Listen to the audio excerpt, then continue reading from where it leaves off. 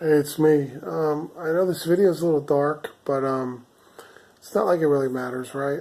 I don't feel like getting up and making this light brighter. It's actually a lot brighter in the room than you would think based on the color of this video. I took a few days off doing this because, let's face it, every day, it's a little too often. It's early in the morning here. It's almost 5 o'clock, so,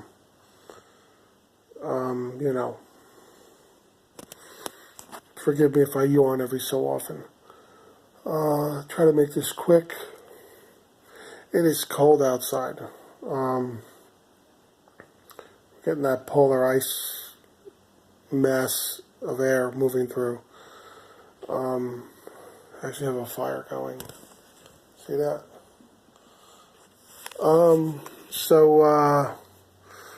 Okay.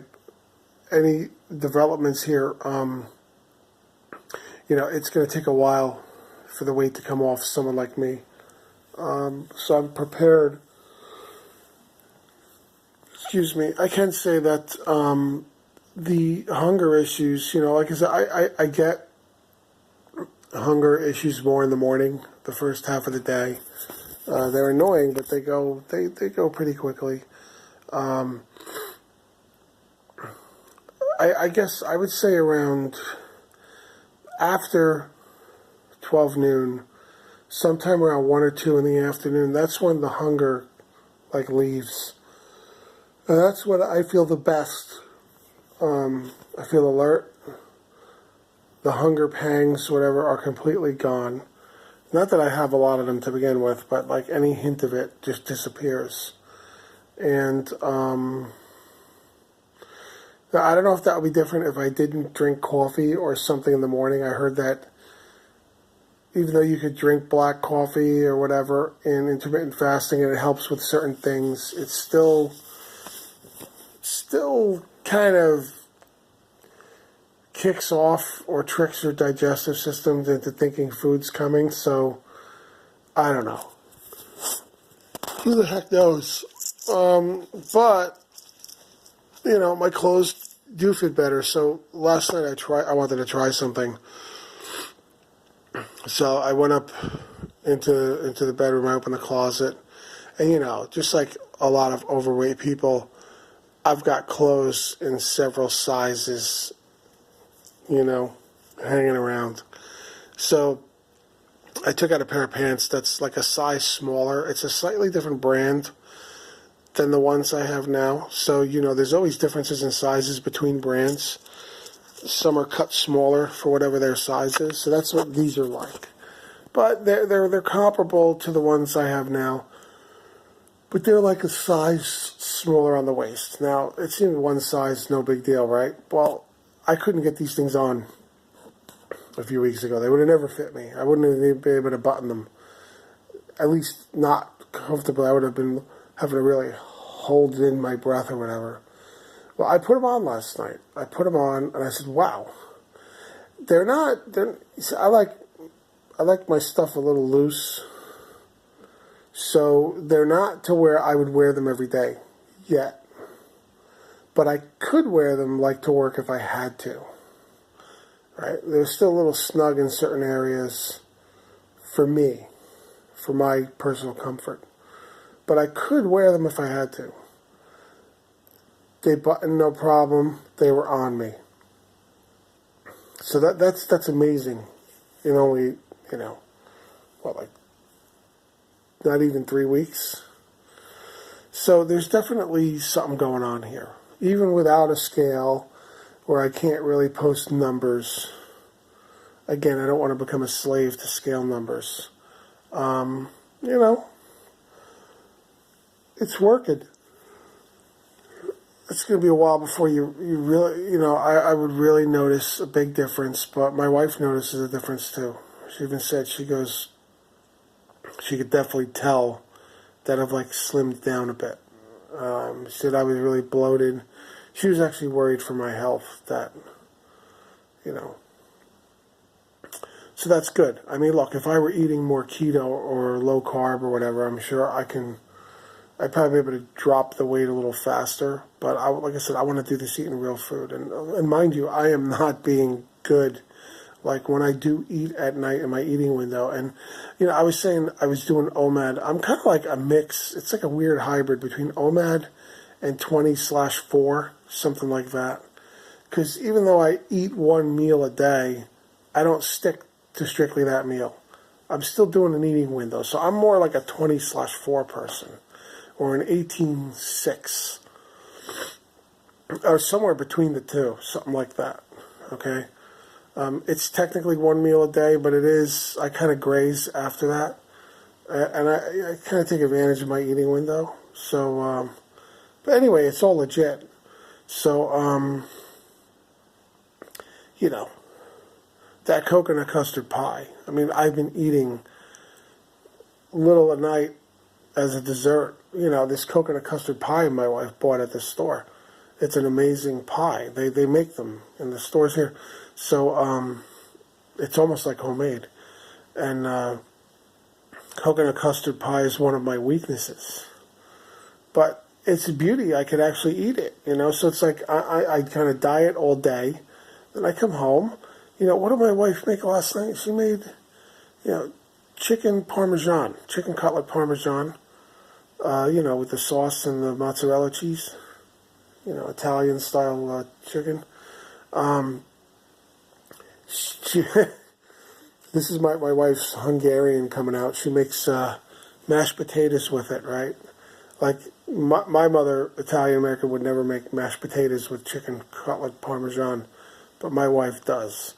So I had some mashed potatoes and some kind of a broccoli vegetable. I can't remember the name of it. It's like a weird broccoli. It's not broccoli. It's a weird broccoli relation. It's not broccoli rabe, which is an Italian thing. It's another one. It's not as bitter as broccoli rabe.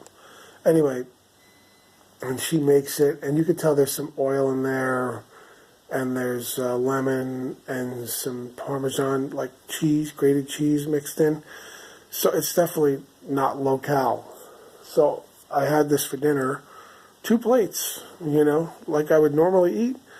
And then later on, I'm grazing on things like, some pie, some bananas, some walnuts, some plain yogurt. Is there anything else? But stuff like that. Not gorging, but grazing here and there. Take a little bit. A few prunes. And stuff like that, during my eating window after dinner. So I'm eating well at night, is my point. And I'm still taking off enough weight in less than 3 weeks to fit into old pants that didn't fit me at all. That is an amazing thing that you can do that. So this kind of is the perfect diet for me. And it works. So, that's amazing stuff. It really is. So, I do this as long as I have to. And like I said, when the time comes to maintain whenever I get there, I can continue to live like this. This isn't, obviously you have to live a certain way or you'll put all the weight back on. You go back to eating breakfast and lunch and snacking through the day, then insulin's going to be always around. You're going to be gaining weight. I'm not going to do that again. I'm going to go let that happen. And unlike with HCG, this is doable as a lifestyle as well. You can maintain on this. You don't have to, it's not something where you have to go off it. And then you're like, oh, what do I do now? How do I keep the weight off? No, you can continue to do this. This is like a lifestyle, and it's not that bad. I was telling my wife last night, she's been trying this. She can hold out till about 2 or 3 o'clock in the afternoon. Now, she's a diet soda fanatic, so I told her, I said, don't drink the diet soda during the fasting. She says, oh, I'm starving. By the time it comes, so look, whatever. Do it your way. I'm surprised she can go that long, and that's great for her. She's trying, but I told her, I said, you got to give up the diet soda during the fast. That's going to make you hungry. Maybe that's why she feels she's still hungry. Then again, it's only a few days in for her. And I told her the first 2 weeks are harder. So either way. And what else? Every few days, I get this like wicked bout of diarrhea. I looked it up. Apparently, there can be some diarrhea effects on this. Well, on any kind of weight loss. You got a lot of people saying, oh, that's your body releasing the toxins and stuff. And you would think maybe, but it sounds kind of hokey. A more plausible explanation that I found is that if you're not eating for long periods of time, there can be like a little bacterial buildup in your intestines, in your colon, and when it comes time to eat, to break the fast, your digestive system down there like restarts, and then it kind of like flushes that out. I don't know. Who the heck knows? Take your pick. Some people are going to be in love with the toxin theory, and other people are going to like that explanation. I find every few days I get a small bout of diarrhea, then it goes away, and I'm fine for a few more days. But then again, I have cycles like that even when I'm not dieting, when you'll be fine, you'll be fine, you'll be fine, and all of a sudden out of nowhere, you're like, what was that? And then it goes away. So I also have diverticulosis, so it could be related to that, or the dieting, the whole explanation I just gave you, plus that. I don't know. I'm not going to worry about it. How do I know I have diverticulosis? I've had, about 10, 15 years ago, I had a series of colonoscopies over a few years that showed me I have that condition. What else? I think that's about it for now. So anyway, I fit into the smaller pants, not enough to switch to them, but I definitely feel my regular clothes are looser and more comfortable. Of course, the weight loss doesn't go fast enough for somebody who really wants to lose weight, but then again, I'm eating well enough and enjoying the eating phase of this to the point where I probably don't deserve to lose faster than I'm losing. And overall, I'm okay with that. I just have to be patient. If ever I want to increase the rate of weight loss, I can just adjust how I'm eating during my eating window. Make it more low carb. Kick some of the carbs to the curb.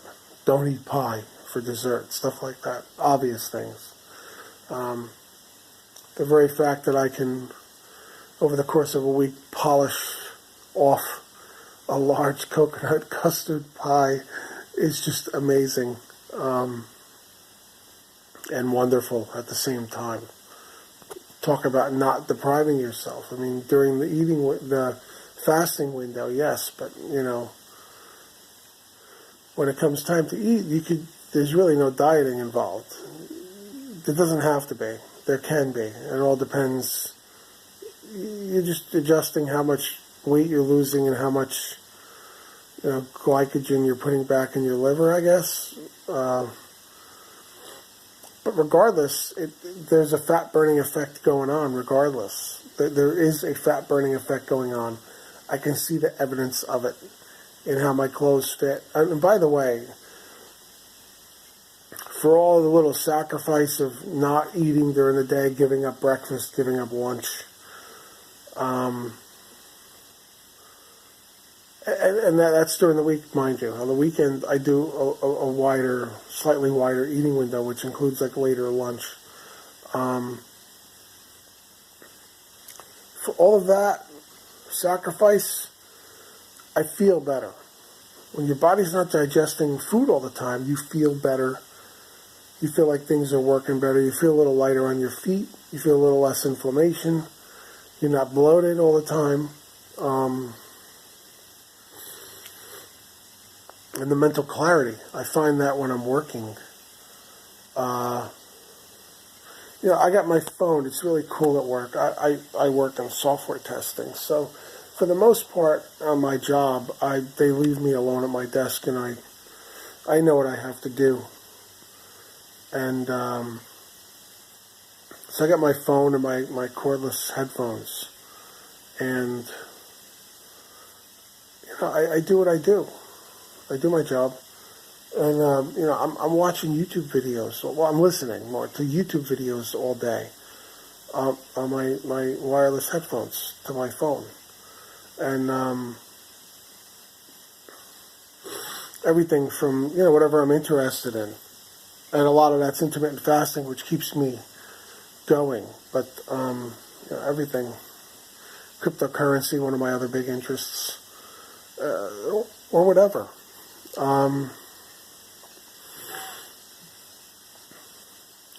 But I notice a sense of clarity, that whole mental clarity that they talk about with intermittent fasting.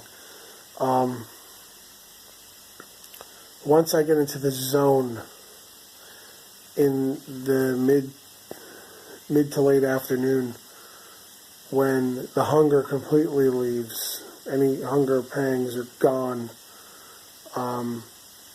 It's like you're running on all cylinders, but in quiet mode, and your brain focuses better. And I'm getting a nice amount of work done, without the whole feeling tired that you would get post-lunch or whatever. The smells of food in the office, because we got a microwave. A lot of people, people go out and bring food back. A lot of us eat at our desk. People bring food in, they heat it up in the microwave. You could smell it. You have a certain amount of people from India, and that food has a strong smell to it. I love Indian food, by the way. And so you could smell that. It doesn't bother you at all once this kicks in and you become used to it. That's what I'm trying to say here. So, the guy next to me at work, he's trying to lose weight, and he's following this plan his wife gave him, and he's actually eating several times through the day.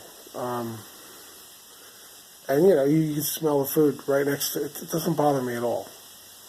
I know it's there, but it doesn't bother me.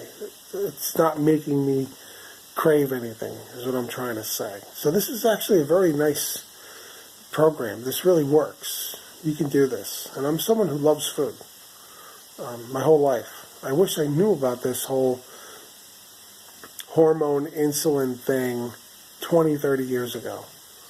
I would have never been in this position in the first place. All this stuff about you got to eat more often to level out your blood sugar. You got to eat more often. It's all a bunch of bull. It's a bunch of bull. This is the way things are. For years I thought my body was broken, that the human body was broken. And let me get into that real quick.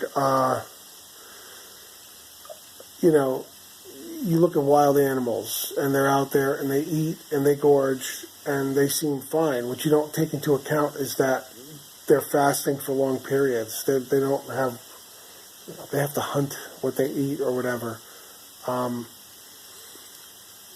Our bodies do the same thing when they're allowed to do the same thing, or when they have those certain restrictions imposed on them. We're probably one of the only species who have constant food. But actually, if you look at house pets, there's your clue right there. When you have house pets that have constant food, or they're fed around the clock, they're not giving long periods of fasting like they would have in the wild. What happens? They get fat. They get fat. So their bodies work the same way. Your body's not broken because it got fat. What happens is the behavior is wrong. compared to how we evolved, right? And when you're put back into that pattern, your body fixes itself. It will use the stored energy during the long fast. And it will store it when you're eating. It works like a charm. Thank you, Dr. Fung, for explaining it. The whole diet and medical industry, exclusionary of people like Dr. Fung who are doing the right thing. The whole medical and diet industry, shame on them. Shame on them for misleading people and just giving bad advice. And we believe it, and look what happens. Look how we end up. It's not because you're a slob. It's not because you have low willpower. I still see the same comments on certain videos where you have the skinny people who've never had a weight problem talking about calories in and calories out, and these fat people, talking about fat people like they're aliens, These fat people, they're always stuffing their faces. They got no willpower. F you. They don't realize what kind of a hormonal thing you're up against, and how some people who are in the wrong pattern have these intense hunger issues because of the hormones. And for whatever reason, there are people out there who are skinny, who the hell knows? Environmental, how they grew up. When I was a kid, I like watching TV and stuff, and I wasn't really active. So while my brother or other people I knew were out playing all the time, fasting, right? They weren't eating while they were out playing. Their bodies were burning fat. I had my butt parked in front of the TV eating sleeves of Chips Ahoy. Is it any wonder that I got heavy as a child? Right? The insulin was always going. It all makes perfect sense. And there are certain environmental or social reasons why some people end up fat and in that downward spiral and other people don't. And it really has little to do with willpower. It's lifestyle, definitely, but it's not really willpower. Not when it's, the hormones are actually, it's interesting. It really is. It's a very fascinating subject. How do some people, because I always used to wonder, why is it that some people are thin? They look like they could eat all they want. Well, they're not really eating all they want. They may very well be fasting.